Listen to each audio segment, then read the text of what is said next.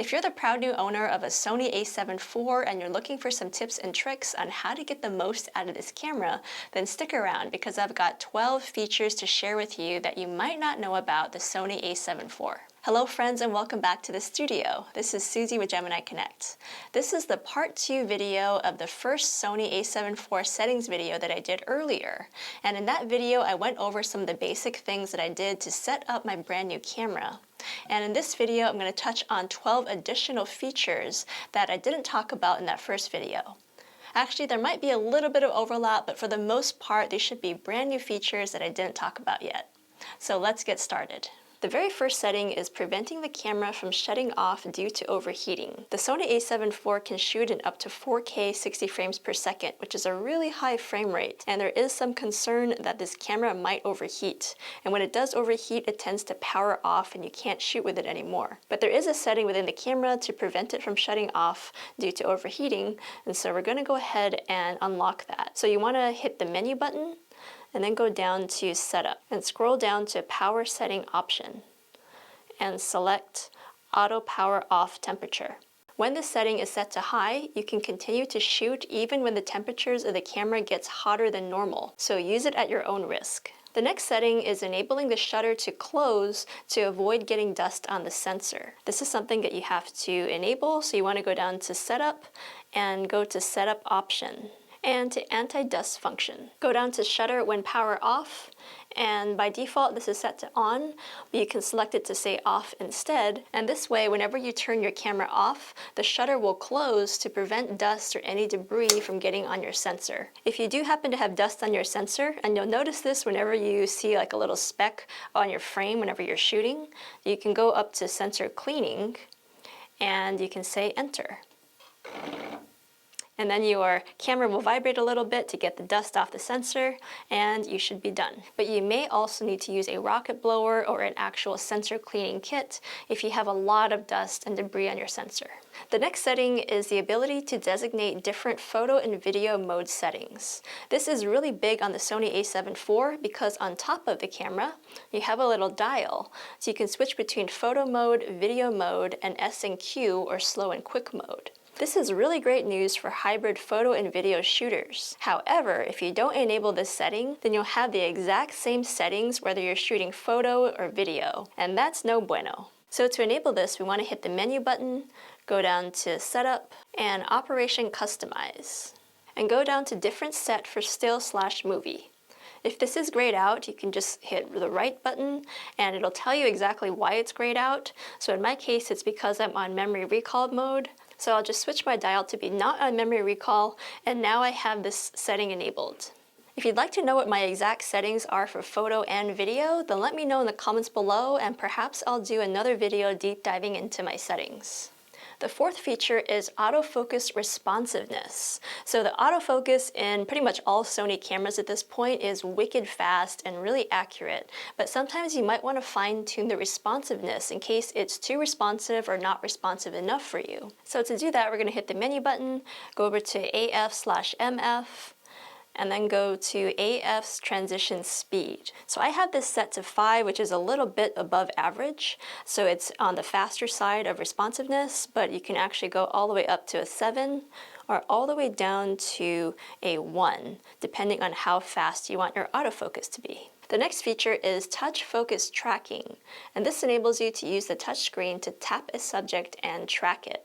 Previously, whenever you did this, it would only single focus, but now the focus will actually follow the subject, which is really awesome. So to do this, we want to go over to Setup and go to Touch Operation and go down to Touch Function in Shooting and make sure that touch tracking is enabled. You can also have touch focus enabled, which gives you that older single focus whenever you tap a subject, but I prefer having touch tracking, especially if I'm shooting action or a fast-moving subject. The next feature is selecting face or eye autofocus, but now you can do it for humans, animals, or birds. So to do this, we want to go over to the autofocus menu and go down to face/eye autofocus and go over to face/eye subject, and you can select now between human, animal, and bird. So that just makes these Sony cameras even more viable for shooting wildlife, and the other nice part is that these are enabled for both photography and video mode.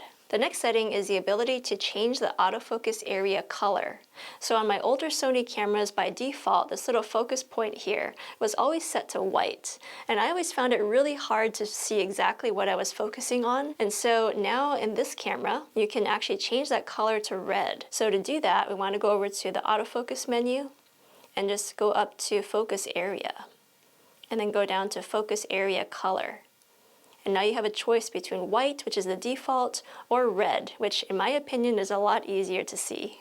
And since we're in this part of the menu, the next feature is right below the focus area color, and that is circulation of focus point. So you can now choose to have it not circulate, which is the default, or you can have it circulate. So in case you don't know what that means, let me demonstrate for you.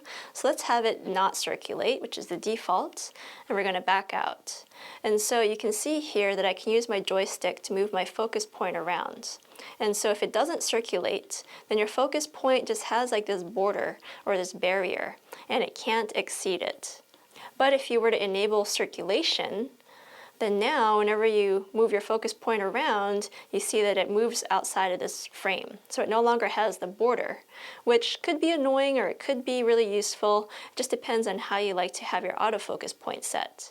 But I like to have this be circulating just because it's a lot easier for me to find my subject. Feature number 9 is a video-only feature, so you want to make sure that your camera is set to video mode. But this is the ability to turn on a red box around your whole LCD frame, just to verify if you are recording.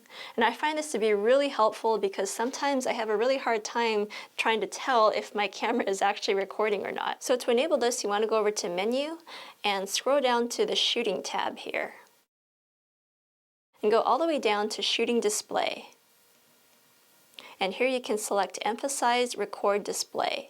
So by default this is off, but you can turn it on, and whenever you have this on, it enables that red box around your LCD display, just to enable that you are indeed recording video. The next setting is for photo mode only, so make sure that your camera is set to photo mode.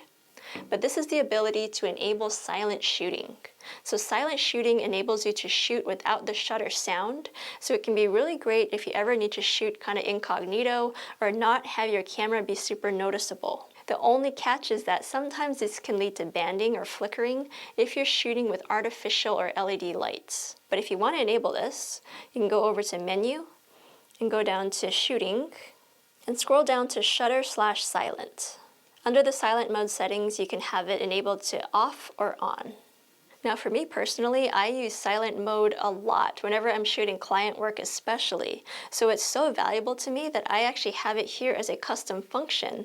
So all I have to do is press the C3 button and I can enable silent mode on or off. If you want to learn how to do this or set any of the other custom settings or buttons on your a7 IV, then check out my other Sony a7 IV settings video. I'll leave a link in the description below. Setting number 11 is the ability to shoot in APS-C or crop mode. Whenever this is on, then your field of view becomes 1.5 times the focal length of the current lens that you're using. This can be really great for expanding your range or making it feel like you have 2 lenses as opposed to just one. The only catch is that if you're shooting in APS-C mode while you're shooting photos, then your resulting photo is going to be smaller. But if you do want to enable this, then you go over to your menu and go down to Shooting and go over to Image Quality and go down to APS-C Shooting. So this can be on, auto, or off. And I actually shoot in this mode so often that I programmed my back autofocus on button to be APS-C mode on and off. So I can flip between the 2 modes just at the push of a button.